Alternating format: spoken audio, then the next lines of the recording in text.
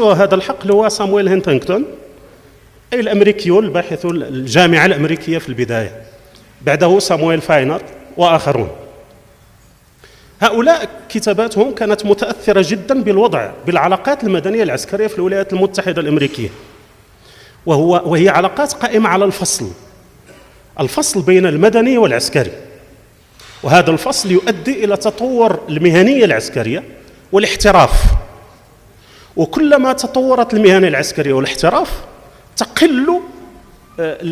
يقل تدخل الجيوش في الحياة السياسية.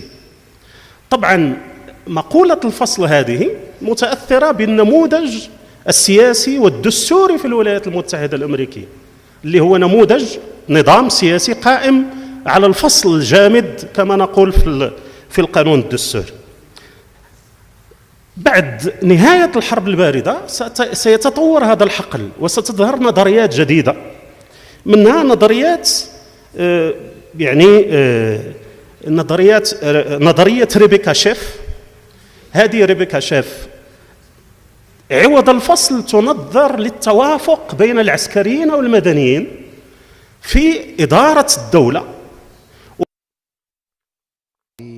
State and also how to bring an end to this unconstitutional change of governments. And by striking a balance, she means cooperation between civilian institutions and civilian components with the military components to build a strong nation, a strong state.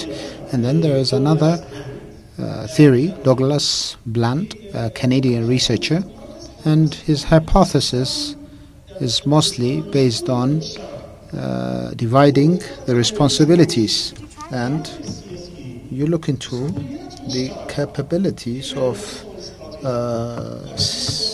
politicians and how they need to organize themselves properly. So it is important that we look into all these specific issues. So the more we have this kind of understanding, the less we'll see the phenomena of military coups and constitutional change of government. So, of course, what has happened in Africa, particularly in the past 5 years, is something that requires proper study. And I would like to focus on some of the hypotheses and theories put forward by some African researchers. And I would like to understand how academicians in Africa, military personnel in Africa, how do they analyze this specific problem?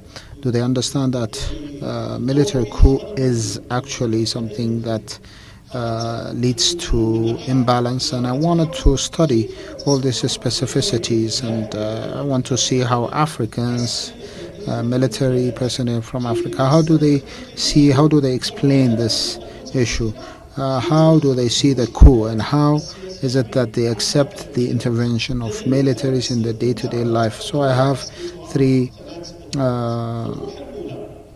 hypotheses here. The first hypothesis being the coup that took place in 8 countries. There were 14 trials, and 8 of them were successful in the past 5 years. So these coups, why did they exist actually? So the first hypothesis correlates the success to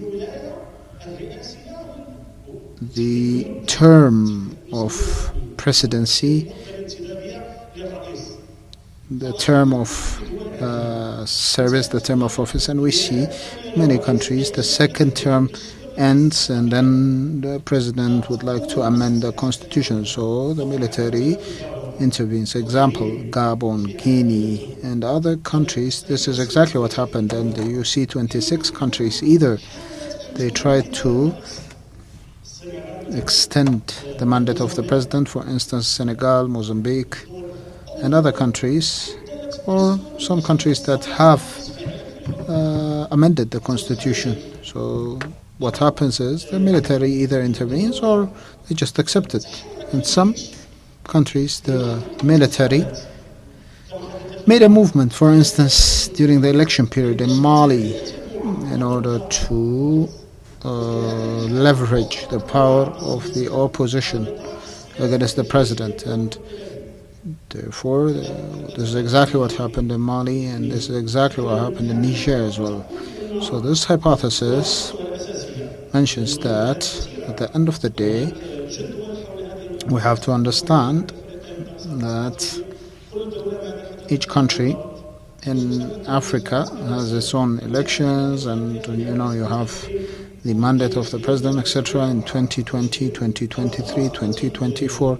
So I think, not to prolong the discussion, I think my conclusion is that the relationship as far as unconstitutional change of government and the extending of the mandate of or the term of presidency, it actually leads to either coup or it leads to trial to a coup, and the countries that were successful in a military coup, they came in this specific context where the elite, together with the president, trying to circumvent the constitution, and the military intervened in order to make sure that things are aligned. So 10 of the 14 leaders in Africa managed to seize power, either through civilian coup, like Tunisia for instance, or military support. So therefore, the leaders who managed to get into power through unconstitutional means, they managed this through these approaches which I have mentioned. Now the second hypothesis is Emelwa Drago, Colonel Emelwa Drago. He was a Minister of Security, and he is a retired Brigadier General, and he explains coup for him as a lack of professionalism by the army.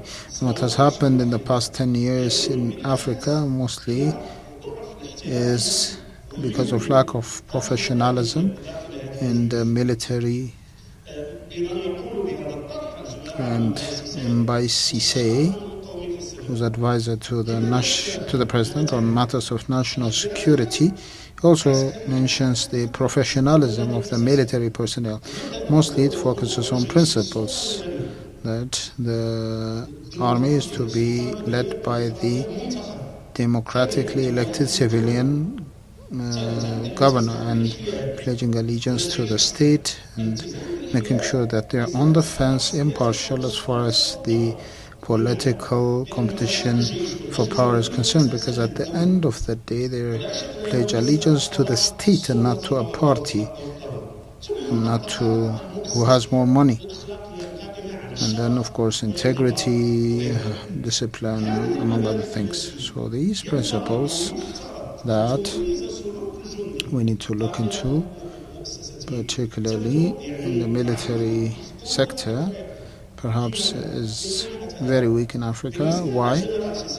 For General Sisse, he says this is the legacy of the European colonization in Africa.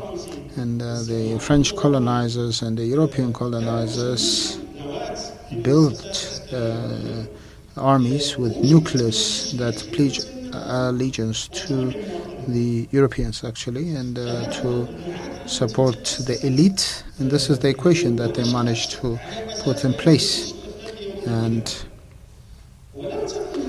these groups were not unified, but they were made by the colonizers through different balances that the colonizers actually came up with, and either it's ethnic, religious, sectarian, etc. So you have 3 minutes, please. So in conclusion, the military coups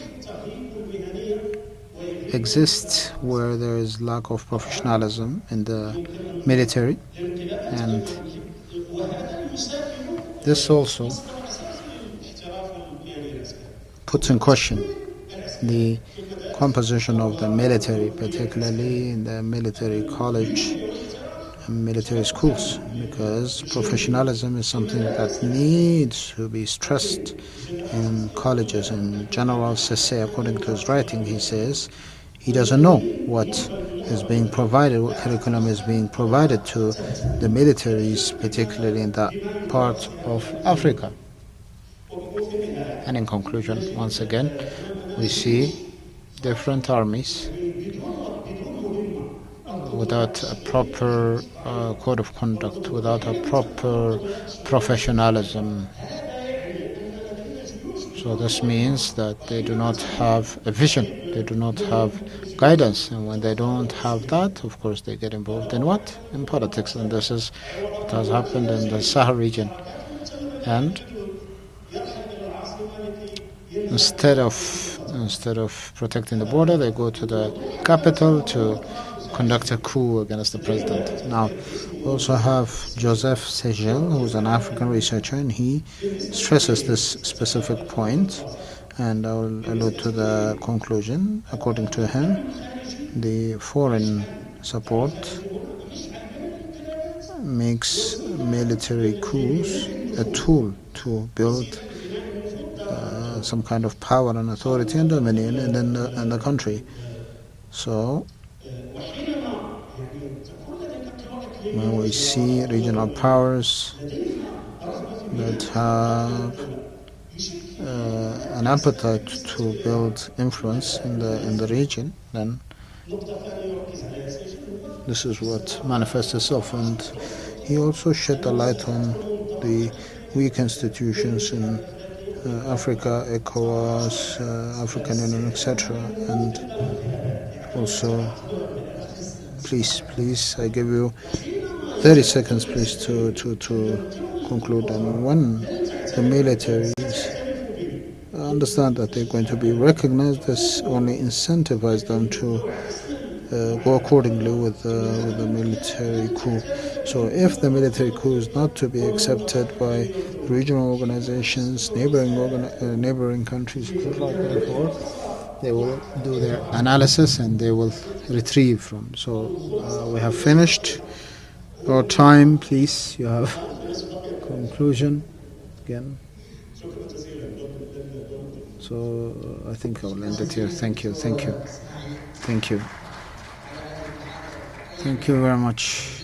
Thank you. I'd like to thank you for your lecture, militaries and politics in Africa. And as you've mentioned, I think it is something really important, and we're going to have a Q&A session. Of course, I believe we're going to also share these papers on Al Jazeera Center for Studies and also the website of the Institute of Foreign Affairs from Ethiopia. Now, may I give the floor to Mr. Haroun Abba. He's going to present on constitutions and political institutions. He's from Senegal. He's a researcher in political science, and he has a PhD from Mohammed V University in Morocco. And he's also a member in prestigious think tanks. And you have 15 minutes, please. So, good afternoon, everyone. I would like to thank the Al Jazeera Center for Studies for according us this invite, and I cannot also fail to thank the Institute of Foreign Affairs from Ethiopia, and I would like to welcome all of you. Now my topic is going to focus on constitutions and political institutions, and I would like to thank the colleagues who spoke before me, particularly regarding constitution and constitution change of government. So of course, when we talk about constitution, it is important that we understand whatever kind of arrangement we have, we need some kind of governing body, we need some kind of referee, if you like. So this kind of meeting for different countries, of course, it needs something to organize it. So here we have the constitution that organizes all these issues. So this constitution is something quite pivotal. So when we look into the African history, we see that Africa, of of course, been colonized for decades, more than 3, 4, 5 decades, and then, of course, liberalization and liberation, etc. But Africa never had the tools to deal with the changes and dynamics of the 20th century, the First World War, Second World War, and then you have the Cold War, of course. So the African state has always been nascent, particularly in this specific context. So it is important to look into the importance of the Constitution. Therefore, we need to pause for a minute and understand that a Constitution would not only suffice to build a state, but it also helps govern the country. So it is a mechanism to build a state, and it is not a tool to build the state in exclusion as such. Therefore, it is important to have specificities in the Constitution, who does what, who is who, etc., in order to build a state. So the Constitution is promulgated in order to help us achieve our aspirations, our legal aspirations in the community. And in light of all these issues I mentioned, we see that in Africa, most of the African countries have been suffering because they have been living the reality, because for the past 6 decades we have been fighting each other, saying we're from this, we're from there. So despite the fact that, we have someone who is originally from Africa, like Barack Obama, who became the president of the United States of America, and he doesn't even have anyone to call upon in Africa, but yet he became the president of the United States of America. So it is heartbreaking that we in Africa, 6 decades down the line, we still look into issues as far as who comes from where, and you're not African and I am more African than you, etc. So these are the issues that we have in Africa, and we need to address them as soon as possible. So this is one.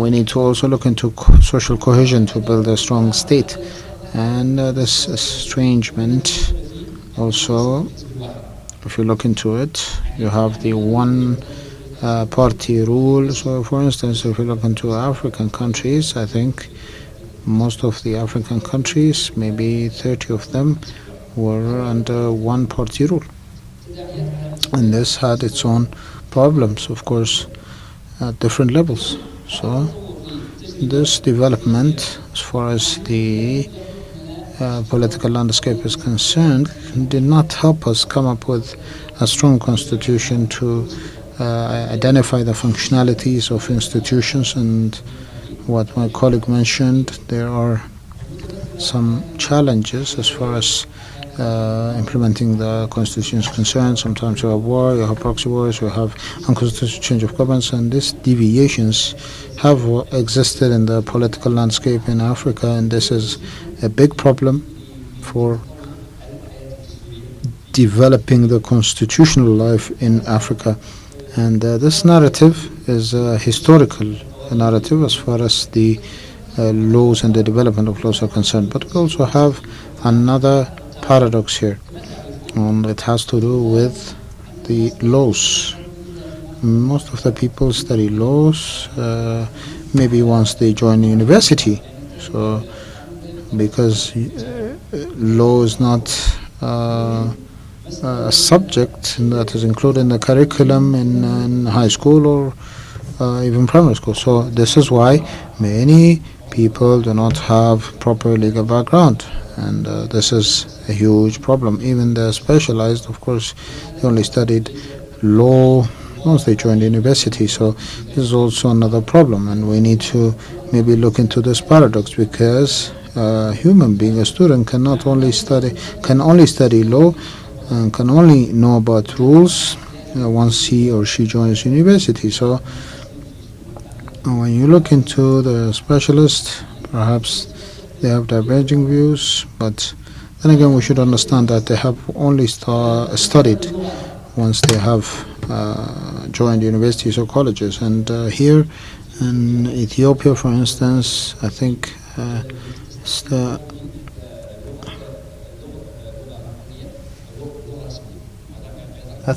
you have one national language, which is Amharic. So I think this is something really good, because you see, at the end of the day, in Africa, many people do not understand law and rules because it's not translated in their native language. Then again, you also have the complexities of laws, and sometimes it does not address the realities in Africa, because the colonization managed to create a vacuum between Africans and their beliefs and their norms. So how can you separate an African from his religion? And yet you see many of the African countries, in their preamble they mention that they're secular. So in my country, for instance, the first president was a Christian, and he ruled Senegal for 20 years. And even though in Senegal 95% of the people are Muslims, and the leaders who preceded him as well. So this secular state and secular notion, I don't necessarily agree with that kind of categorization. And particularly, for instance, I can see even here in this hall that there are plenty of examples. So this is the difference that we have to understand, particularly when we say secularism and whatnot. So we need to have a specific constitution that addresses the values of Africans in general. And I think this will only, having this not included in our constitution, this will only lead to a delay in achieving our aspirations and goals.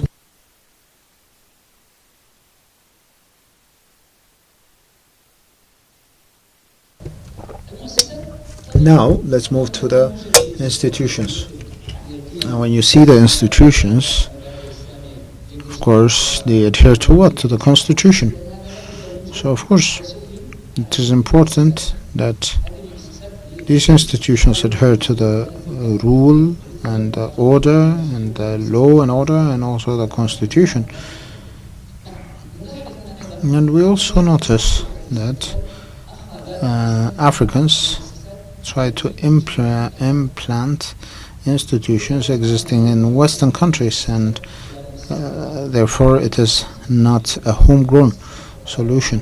So still, this is a big problem. So you cannot really implant these kind of institutions from other countries.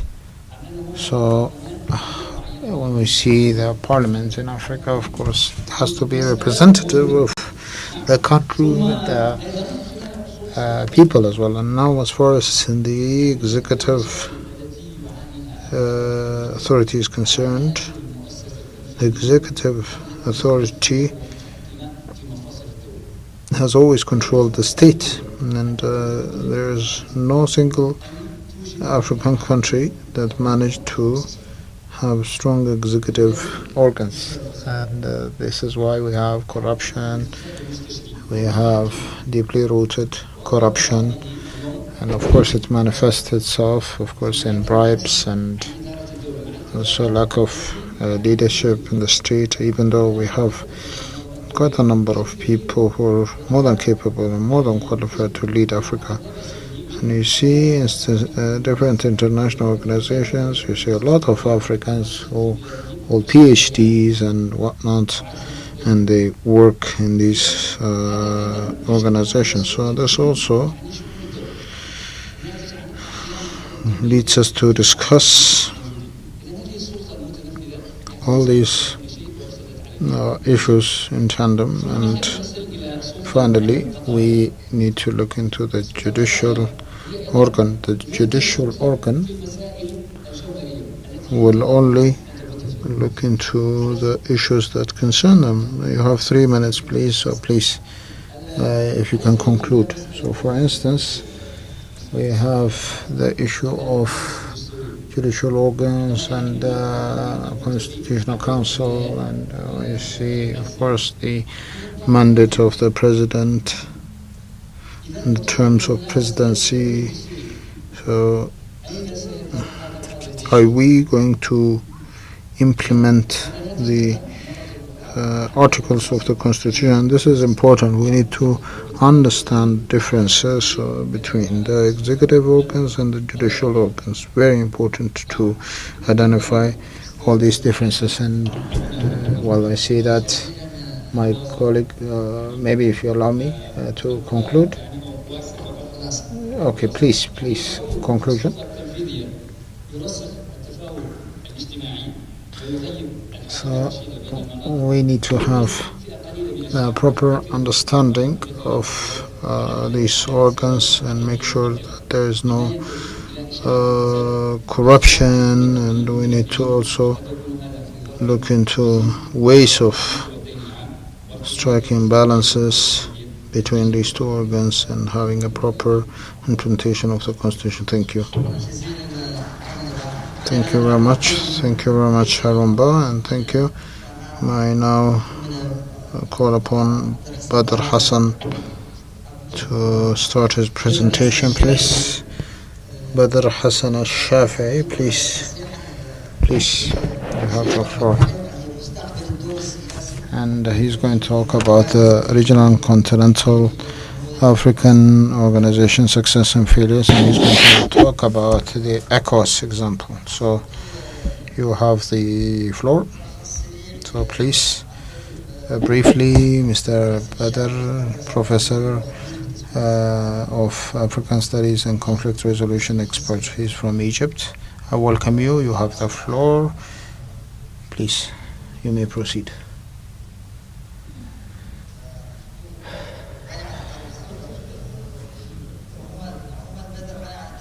Please, you have the floor. Yes, he's an expert and he's going to talk about the REX. 15 minutes, please, you have the floor. Thank you. Thank you, Dr. CD. I'd like to thank Al Jazeera Center for Studies, Institute of Foreign Affairs from Ethiopia for giving us this opportunity, the future of political and security role of African regional organizations. So this is the title of my presentation, and I have the ECOWAS model, and this is my master thesis. And now that I study ECOWAS and when I compare it to what I have reached 20 years ago, we see a huge massive difference, and this is why we are presenting here before you. So of course, this organization, one of the oldest organizations in terms of origin, one of the first sub-economic organizations to deal with the security and defense aspects because of the non-aggression protocol. Of course, in 1990 there was Liberian conflict, and there was also the Iraq occupation of Kuwait, and this led to some kind of vacuum, and the OAU was very weak back then, and intervening in internal affairs of the countries was something not allowed. And ECOWAS, following its inception in 1975, in 1987 they put in place the non-aggression protocol of 1987 and the subsequent protocol of what you call the collective assistance in case of defense, 1981, and then introduced a mechanism for the prevention, management and resolution of conflicts and the maintenance of peace and security. And in 1999, which expanded cases of intervention to include intervention in the event of the overthrow of an elected government. And then we have the 2001 protocol for good governance, and it was never implemented because the appetite to implement this law, because they themselves would use this kind of mechanisms either through amending the constitution and having more than 2 mandates, 2 terms, and the leaders, of course, did not want to shoot themselves on the foot. That's why they never implemented it. And now we have, since 2017, the 15 countries after the withdrawal of Mauritania. Most of them they had, or all of them actually had their elected governments, but since 2020, 7 coups took place in 4 countries. You start with Mali, Guinea, Burkina Faso, Mali 2 coup, Burkina Faso 2, Niger, Guinea, and in 4 countries, 7 coups. So we see that they have not intervened militarily, and they are currently facing a huge challenge. And after the announcement of 3 countries to have their own access, and they have mentioned that they are going to have their own confederation, if you like. So this is also something very important here. Then they want to have a parallel defense bloc, a confederation in the region. And perhaps ECOWAS is facing existential threat, and we need to understand who's going to benefit from the deterioration of these kind of regional economic communities. So the question is, who's actually holding the ropes here as far as these issues are concerned. So I'm going to talk about the main questions and vision of the study. Of course, the main question here are the problem statement and the future of political and security role of ECOWAS after the withdrawal of the 3 countries, and the division of the study. Of course, here the study is divided into 3 main sectors, and I want to talk about the interventions, particularly if you have unelected governments, and also the main question here is what are the main challenges, or what will the future hold for this organization, either ECOWAS after the withdrawal. And then I want to talk about the political and security mechanism in the ECOWAS. Of course, you have the standby force, West African standby force, and any kind of movement that negates democratic values would be taken into account.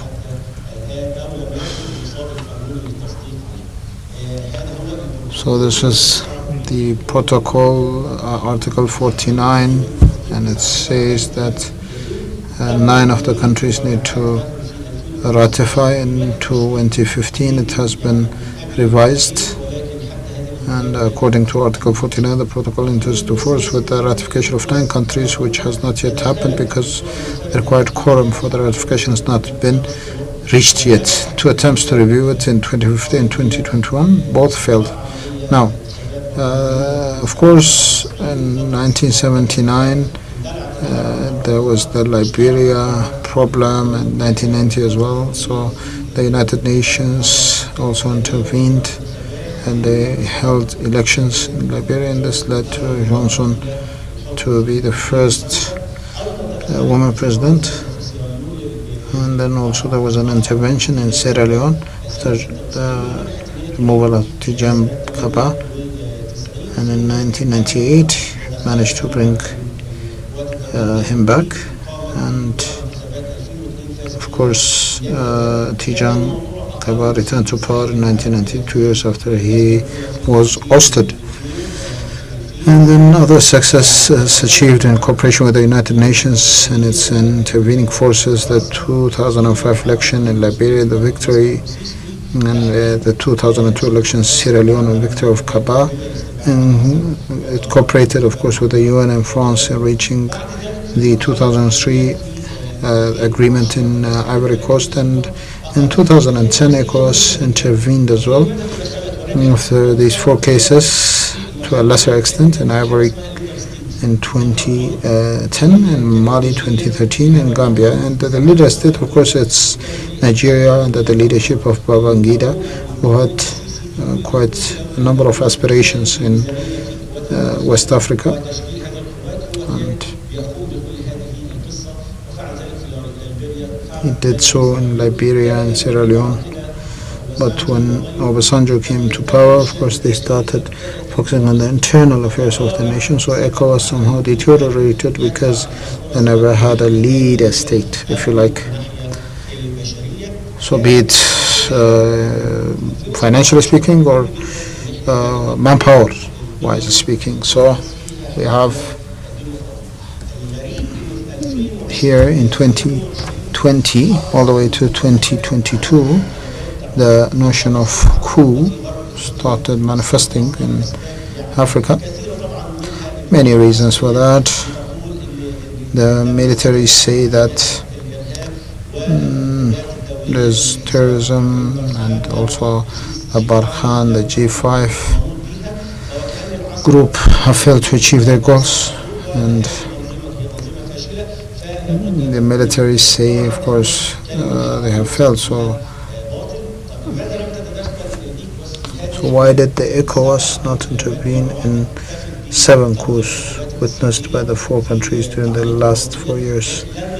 But they never intervened militarily. So 3 main reasons: political problems, lack of political will to intervene in the member states of the organization. You have Anglophones, Francophones, and who's going to bear the brunt here?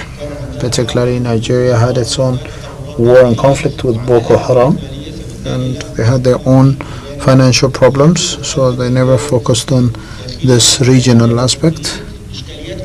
And then you have military problems as well, lack of funding, and then problems related to the not acceptance of public opinion in the intervening process. Because who's going to get involved? It's the ECOWAS. So somehow the people started looking at the ECOWAS as if it was a French colonizer, and that they stand for.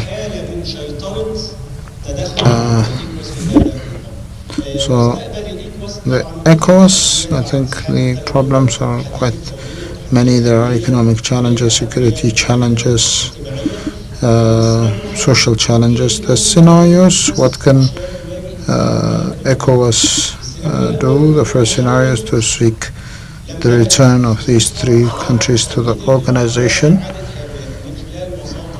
through mediation spearheaded by Togo and Senegal, because they have very good relations with the 3 countries, and reconsider the conditions set by the Organization for the Military Councils in the coalition countries, including a short transition period. You have 3 minutes. I'm gonna need less than 3 minutes. So the solution is to reconsider the conditions set. ECOWAS, if they remove their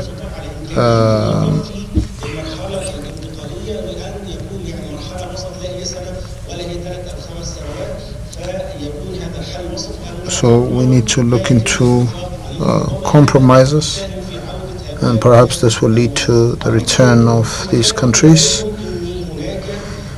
Secondly, the organization, of course, needs to intensify its efforts in the counter-terrorism through the activation of this incentive, which was approved by the end of 2022, the agreement last May on plans to mobilize a regional reserve force to combat terrorism of 5,000 personnel with 2.4 billion allocated to it. So perhaps this is something that will help ECOWAS bring the 3 countries back to their in the second scenario, the organization escalates against these three countries. Of course, the continuation of the economic sanctions imposed on these three countries perhaps are going to have quite a number of problems. Now, the possibility of imposing visa restriction to the entry of citizens of these countries to the ECOWAS countries, and the third option is activating the institutional frame of ECOWAS, especially with regard to the ratification of its protocol on democracy and good governance signed in 2001. And I think in the extraordinary session in Abuja, of course, it is said that there's going to be a summit to address all these issues. So I think we need political will. I think the leaders are the ones who are going to make a decision. So most of them, of course, need to come back to the realm in order to make the decision. So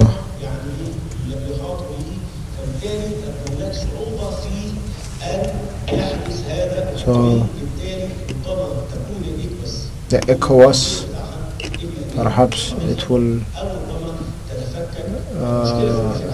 be fragmented or will be weakened, and this might have a spillover effect on other RECs as well. Thank you for your kind attention. Thank you, Mr. Badr. You stuck to the time given to you. We appreciate the presentation.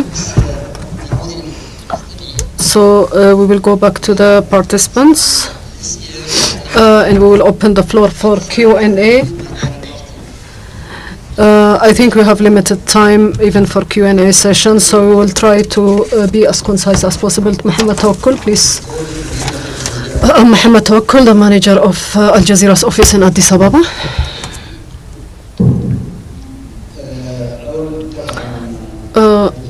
First of all, I would like to thank AGSC and IFA for the opportunity to organize this conference, which is considered the first of its kind in Ethiopia and the African Union.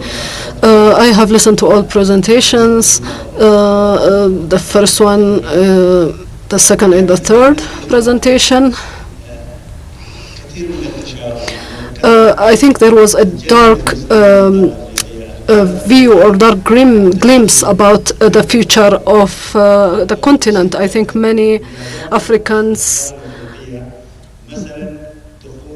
believe that the achievements that have been realized by the African continent, including joining the G20 and being also a member of the Security Council, UN Security Council.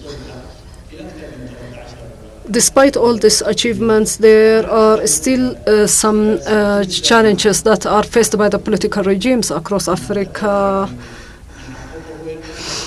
which undermines the achievements. The African Union, in comparison to other continental bodies in other continents, have introduced major reforms, established proactive organs. Still, the external interventions are undermining the security and peace in the African continent, and we believe these are imported crises that are plaguing the African continent. So militias generally are supported, most of them are by external actors, and despite all these challenges, I think Africans share a common vision, which is an aspiration for a better future. I think major regional economic actors like IGAD, ECOWAS regions, and other are facing, some of these countries are facing coup against the legitimate governments, and we need to address these challenges. Other than that, I would like to thank all the panelists for their enriched presentations. Thank you.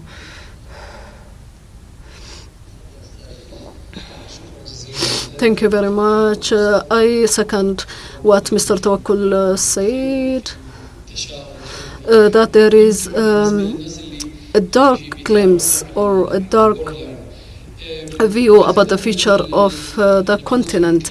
I think Dr. Hanun gave us some examples about the legal frameworks, and I think me as a journalist who work in different places in Africa, I think some countries like Rwanda has adopted some successful legal frameworks like the Chacha framework, which was adopted after the Rwandan genocide.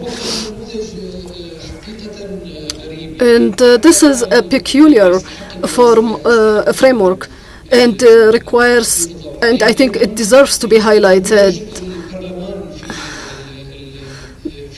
There is also the parliament model in Rwanda. When you elect parliamentarians, there is also a separate quota which provides 80 seats. And out of these 80 seats are dedicated for women and for youth and for people with disabilities. And this is an amazing example that I rarely saw even in European countries. So there are a lot of African examples that can be drawn, which can present a form of best practices for other countries. And I think on the level of democracy and the military institutions and otherwise, we need to know the timeline that we can use to measure the progress that's being achieved by the African continent. For example, the US has achieved independence 300 years ago, while African countries have achieved most of the African countries achieved their independence 60 years ago. The same applies to European countries. So we need to have these comparative studies to ensure, to know how we measure the progress, how we measure the growth, and how we measure the goals that we aspire to realize in this continent.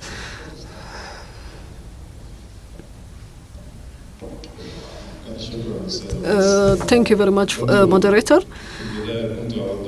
I think I would like to ask the panelists to speak slowly, to allow interpreters to deliver the message, and to allow the participants who does not speak Arabic to understand your points. Sometimes when you speak fast, interpreters will not be able to cope up with the speed and might not be able to deliver the points fully. So I would like to allude to a point that Mr. Ismail Hamoudi mentioned when he addressed coups in Africa. He mentioned a concept of professionalism in armies and militaries, which can help to mitigate or prevent coups against legitimate regimes. So my question is, what if the military coups are a natural conclusion or emanate from the practices of the regime itself? And what if such gaps in the performance of the regime that drives or pushes the military or the army to stage a coup against it? So we sometimes there will be sort of disagreements between the political regime and the army or the military, and any coup staged by a military due to the political gaps or incapabilities of the regime can create a form of challenging insecurity and instability. So how do we ensure that the regime's goals align with those of the military and the army? Peace be upon you. In the beginning, I would like to introduce myself as Yasin Ahmed, representing an Ethiopian think tank, and I would like to thank the AGCS as well as the IFA for organizing this conference. My question is to Mr. Harun. with regard to amendments to constitutions or changing constitutions. Why are most of this phenomenon in Africa is usually related to changing the political regime? Why we don't see a form of consensus, or why don't we say a gradual introduction of amendments to constitutions? We majorly, especially when we face coups against the regimes. In many countries,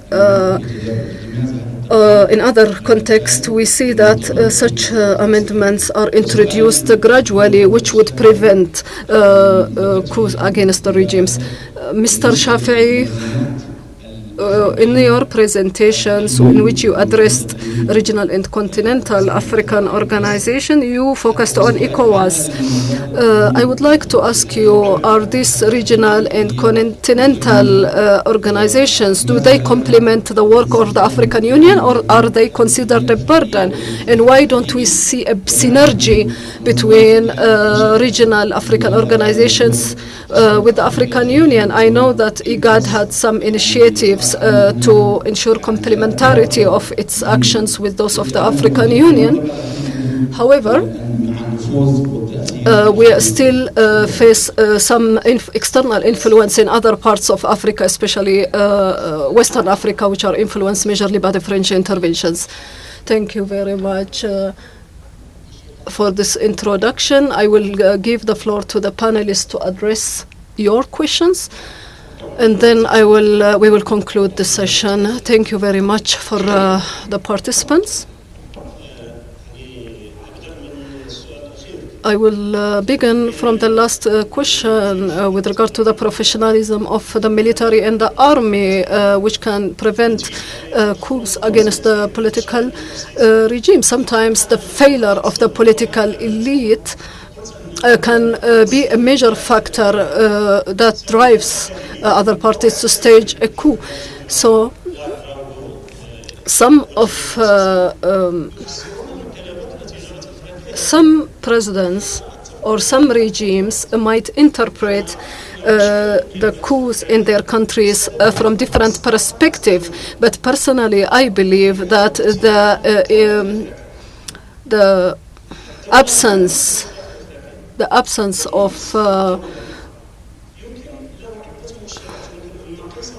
of synergy between the political institutions might play a major factor. For example, there is a lack of national integration or a weak national integration, and we can see this in different forms of conflicts that are based on ethnicity,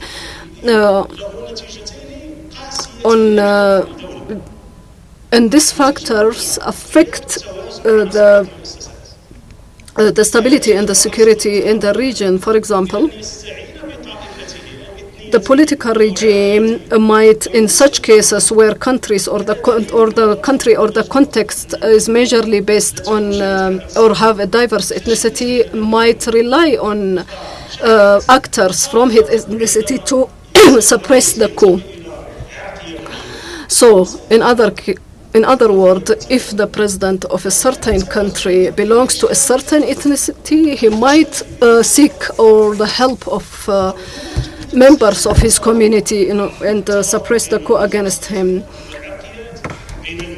Also, there is a lack of synergy between different cultures within the same country and ethnicities. And this will lead eventually to crisis and conflicts. Second, we have weak institutions. When we identify professional army or military, by definition of some regimes, they will adopt the Western narrative, like the narrative of Samuel Hecton from 1950s, and I think we need to consider the specificities of the African continent and the African cultures and contexts. So how do we ensure that the military and the army oversee their tasks in a way that align with the African context. Many many African armies and militaries are unprofessional, unfortunately. So if we have strong institutions, means we have strong states and strong regimes. How do we measure the strength of these institutions? It's by their ability to conduct their tasks and to meet the needs of their citizens. For example, the military institution. The strength of this institution can be measured by different indicators, but in the African context specifically, we can measure the strength is by securing their borders. And many armies and many African armies, in fact, are unable to control the flow of arms, the flow of insurgents, and they cannot control some of those actors that might be supported by external actors. For example, the borders between Mali, Burkina Faso, and Niger are porous borders and mostly are plagued by the influx of armed groups. So the strong institutions means strong states. The question is, how do we build active and efficient institutions? The other problem is also the economy. In Africa, we have failed to develop strong economies, and we mostly rely on traditional economies. And there are countries that have put plans and agendas in order to push or advance their economies, but still we are facing some underdeveloped countries. And most of the economies meet the needs of the political elites rather than the needs and the welfare of the citizens. For example, FDIs, or foreign direct investments. There was a study conducted in Morocco which concluded that all FDIs was directed to enhance the legitimacy of the political regimes in these countries rather than ensuring the welfare of the African citizens. And so directing the financial resources in order to boost the legitimacy of a political regime is one of the problems and challenges that we are facing and we need to tackle. When an economy is harnessed and when it becomes or when it's used in order to achieve or to realize the goals and aspirations of the citizens, that means we are going to have strong states and strong institutions. I don't mean to generalize here. I'm talking about specific contexts in Africa, and these are some of the elements that can contribute to the failure of states. Some of the regimes usually work in the interest of the political elites, of their political decision-making circles, etc. So, in other words, if the institutions are more oriented to serve the interest of their citizens, then we can say that we have a successful state. I think till we reach this goal or this phase, we will not be able to say that we have successful regimes in our continent. Thank you very much. Thank you for the follow-up questions, and thank you for all the participants. I think due to the limited time, we try to focus on or highlight specific points. I think, but personally, I believe that the future is in Africa's favor, even if we go to all the narratives or all the theories or books. Some of the theorists considered that there is a hope and future for Africa. And I think I would like to argue my point by referring to some examples or indicators. For example, there is now a lot of sensitization and high awareness among the African youth. For example, when we speak about African youth, we speak about a driving force in the continent, and we realize that now they are aware of their rights and they can claim them. and they are able to interpret their rights that are given and vested in the constitutions. Also, there is a dissemination of information, and information is a weapon in the era that we live in. And by using this information, youth are able to defend their perspectives and points and to claim their rights. And finally, I believe that Africa is really witnessing a transformation. I think we can say that Africa is in a transitional period, whether socially, politically, economically, and I really believe that Africa will be able to prove itself on the political international arena. With regard to the experience of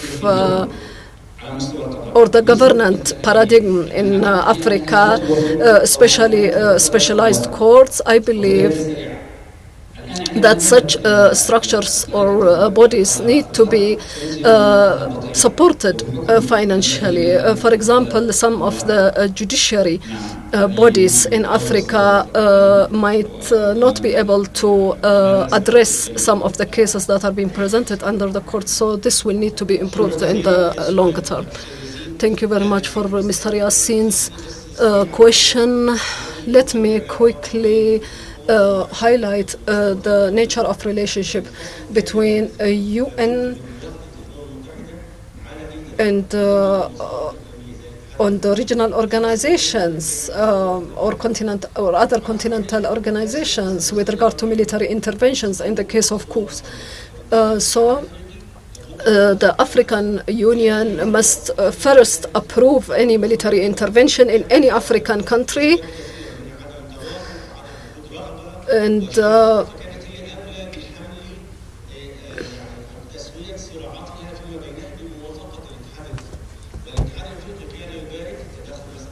yeah.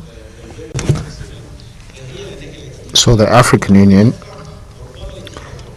was actually giving the green light as far as interventions are concerned, because there's always a peace and security session, and sometimes we have some kind of directions as far as the interventions in these kind of countries where unconstitutional change of government exists. So at the end of the day, it is up to the leadership of ECOWAS, but of course it is the African Union that liaises with ECOWAS as far as military interventions are concerned, and I think as of recently we have seen less and less of these interventions, and unfortunately this only shows us that we are regressing, that this phenomena will persist to exist. Thank you. The inconvenience of time. Can you give a round of applause for the panelists and moderators as they take the stage? Thank you very much. As we draw to our conference to an end, I want to extend my heartfelt gratitude and appreciation to all the panelists and moderators, and for our esteemed guests. Special thanks to our special moderator here for sharing their valuable knowledge and expertise. We appreciate your time and effort. Shukran jazilan. See you all tomorrow at the old building. We'll be changing venue tomorrow. It's at the other building, the old building, at the Abyssinia Hall. The conference venue is called Abyssinia Hall number 4. It's located at the ground floor of the old building here at Skylight Hotel. See you all at 8:30 tomorrow in the morning. Thank you very much. Have a good night.